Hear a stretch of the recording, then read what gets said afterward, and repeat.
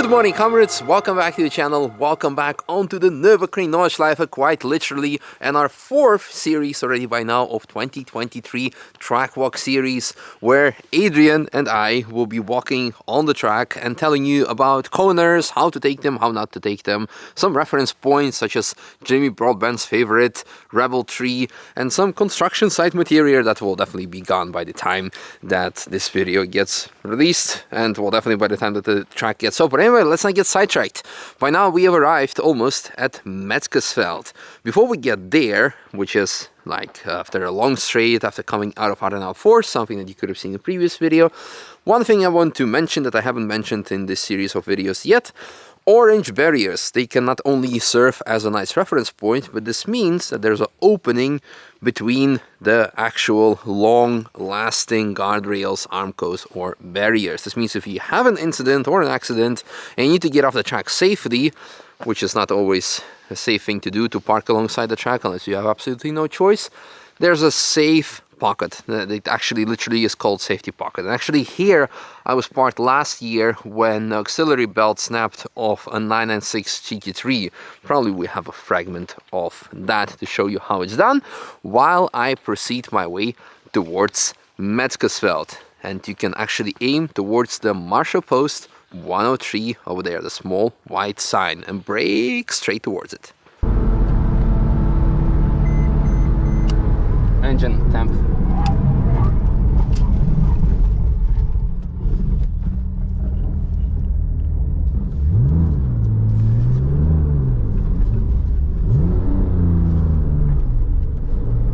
Well, that's going to be a good instruction video of what to do when your car is not good. To get behind the orange barrier as quick as possible, to not to spill coolant and oil.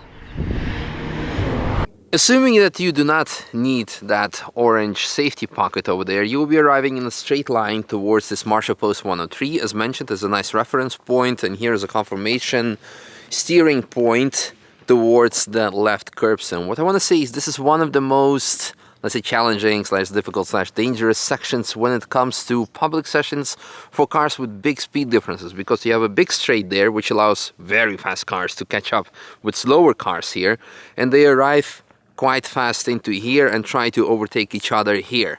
Now, if you're being overtaken, always keep your eyes on the road. Look in your mirror once and then keep your eyes on the road, because if you keep watching the mirrors, you will go straight off the track. Happened multiple times. This is what happens most of the times when someone is being overtaken. They just lose the concentration, look in the mirror instead, and end up going off the track into the tire wall. It's also where I had one incident, I think 2 or 3 years ago. I was also overtaking the car. It looked too much, well, in the mirror, ended up on the grass, spun and hit me in the side, which was not nice, not nice. But luckily everything was resolved with the police and insurance in our favor, because Nürburgring Nordschleife is again public road during public sessions, so you need to play by the rules, by the public rules, by the public road rules. Assuming you made it safely past the corner, you arrive at one of the few straights, which gives you perfect opportunity to position yourself straight for the braking zone towards, is it James left? Well, it's towards Kallenhard, but since I think it was like almost 5 years ago, there was an accident and the driver blamed it on his heavy passenger that made the car understeer to the outside or something. And they said, well, thanks to James, who was the passenger's name, this corner's named James left. Unofficially, of course. But some reference point. This end of the right rumble strip is a very good reference point for your braking point. So from here you brake, and then shortly after the beginning of the left curbstone, you will see actually even a white dot there, you can turn in to the left. Now, important thing that I want to mention to everyone is that here it's important to know the track layout. I mean, in general it's important to know the track layout. But the corner after that is actually quite a treacherous one, because usually you focus only on the corner after that, but you need to have already the second corner in your head, and I will explain to you why exactly. So what I mean is, once you turn in at this turning point, something that I mentioned in one of the previous videos, towards the left curb, Your intention and the natural physical movement is going to be to run wide to the right side of the track. But you have to be very cautious because there is another curb on the right side sticking out that can catch you off guard. You can go over it, for example, and yeah, then you're gonna have to use the James left excuse that you ran way too wide. So have the curbstone on the right in your head when you're making the turn to the left. Do not to go on it. Yeah, over there. To then move over to the left side towards Kallenhard. And hopefully also now on foot and with our cameras you can see the differences in camber, the elevation changes here that makes this corner also extra, I would say, challenging for the car setup. So it's very important to get it right and know how the car can unsettle itself, especially on that point over there. I would say you can practice it also quite nicely on a simulator because they do get these transitions quite nicely, the latest ones with the laser scan tracks. And if you do not need any James left driver excuse, you will arrive safely to Kallenhard. Extremely technical section, especially since it is going downhill. You need to go on the brakes quite early to fight the gravity. As a beginner, I would say, well, at the Yokohama sign you can go on the brakes, 8 km sign definitely. Better not at the last sign unless you have a very prepped car and you know what you're doing. So 8 km sign is a very safe braking point. Stay left, long, because it's extremely late apex corner. If you steer in too early, you will end up on the left side and, well, in the barrier. Simple as that. You can also see the big camber change, the big elevation change. Hopefully we will show it to you from that angle over there. That is something that you do not see when driving the car.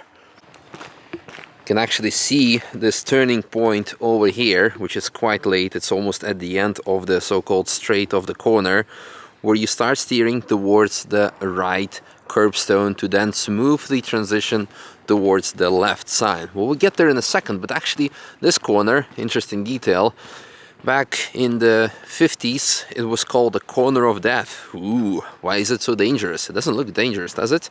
Well, the thing is, before 1969 you didn't have any barriers here, or before 1967-69, yeah. And from here you can see in a second it's a massive drop downhill. So imagine no barriers, you're coming in full speed from downhill, you forget to brake or brake too late or your brakes fail or something, and then yeah, it's a long drop into some trees. And especially with the safety aspects of the cars from back in the days, yeah, you wouldn't make it. But yeah, if you make it, and then you will proceed to the right curbstone as mentioned, and then slowly going to the left side. And for now, by the way, check this camber setting, check this difference in camber. Then you would go towards so-called Pif-Paf or Spiegelkurve. So we proceed with another descent before arriving at Wehrseifen, which is a big challenge for your brakes, but we'll get there in a second.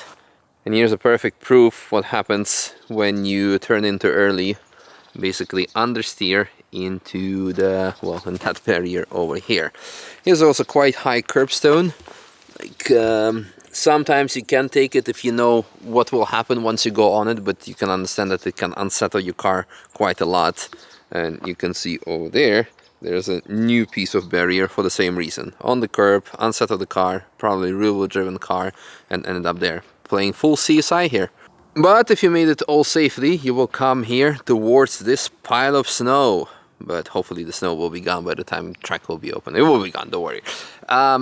Maybe I jinxed it now because sometimes it happens that the track is snowed. But anyway, aim for the marshal post 108. And you can see the nice FIA fencing over there to protect the marshals. And it's down for a reason, because cars indeed aim for that section. Because once you end up somewhere close to here, you have a nice turning point towards Pif-Paf that I mentioned previously. This chicane, this combination of corners to go to the left curb and right curb in a straight smooth line. Depending on the car setup, like for example BMW M240, race car, full slicks, good aero, GT3 RS MR, maybe You could even go flat out through here without braking or gently lifting.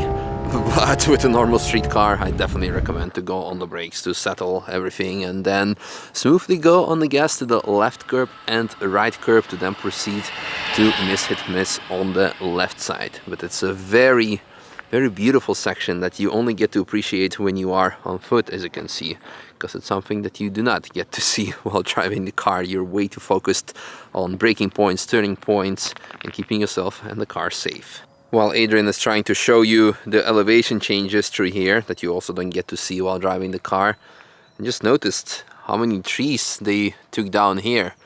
There you have a very nice walking path that allows you to get here and spectate, and the view is just magnificent. Seeing the cars come down all the way from there and taking this corner, then you have the view of the hills. Definitely something I recommend you to do. Anyway, back on to our track walk and more serious things. Oh, by the way, here's one of the marshal posts, the telephone poles that is used by the marshals to communicate and to mention any, well, important things such as emergencies.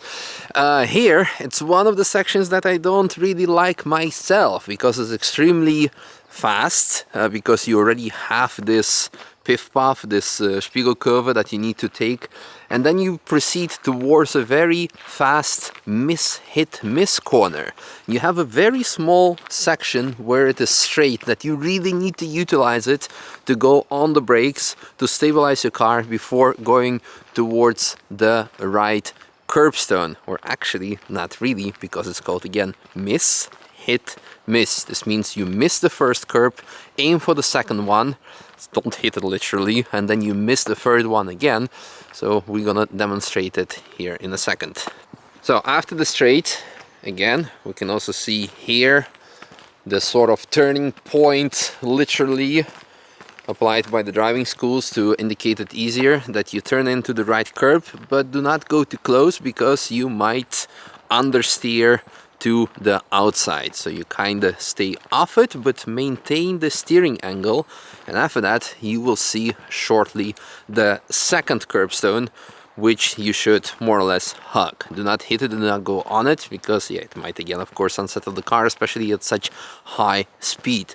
That is also your apex. So once you are at the right curb, you can go flat on the gas, only of course if you know what you're doing, to then end up past the third right curbstone that you miss and end up on the left side completely for the braking zone into Weerzyfen.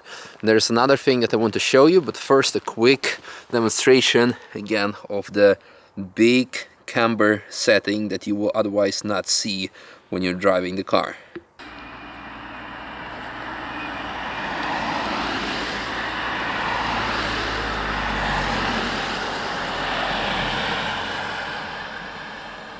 As mentioned in one of the previous videos, if the track seems to be empty, it never is. It never is. That's why be cautious and better save all the track walks until the official opportunities, because a couple of times a year you can do an actual track walk where you're allowed to walk or cycle on the track, and a couple of times, actually multiple times a year, Nürburgring is organizing so-called track walks, but it's actually a bus tour where they stop and tell you the similar things and even more things than I'm telling you right now. And it's only costing like 10 or 15 euros. Definitely worth it. I would try to do my best. Well, I'll definitely make sure that I will do something myself with them this year so I can show to you how it works. But in any case, for now, going back to our topic, and that is the last curbstone over here. Actually missed the white point over there, but oh, actually from here you can see again how much elevation changes there is, how much camber setting there is. After you pass the third curbstone, the miss curbstone, you arrive onto the main, well, not the main straight, but the straight before braking into Weerzyfen, which is going to be also the end of this video. But there is one thing that you need to pay attention to, and namely here the connecting parts between two tarmacs. So this part has been resurfaced, I believe, back in 2018, and that part is a bit older. So when you go here, full send from that side, and you end up on this side, this is quite a bump actually, I would say, although in the last year it's been evened out, so it is actually not as bad as it used to be, but still pay attention because it can unsettle the car when you go here too fast, especially in the wet. And then you brake into Wehrseifen, and I think that is something where I'm going to end today's video. So I hope you enjoyed this short track walk with a couple of reference points. It was good to see some of the marshals as well. I wonder what they're doing because it's Saturday. They have their own reasons.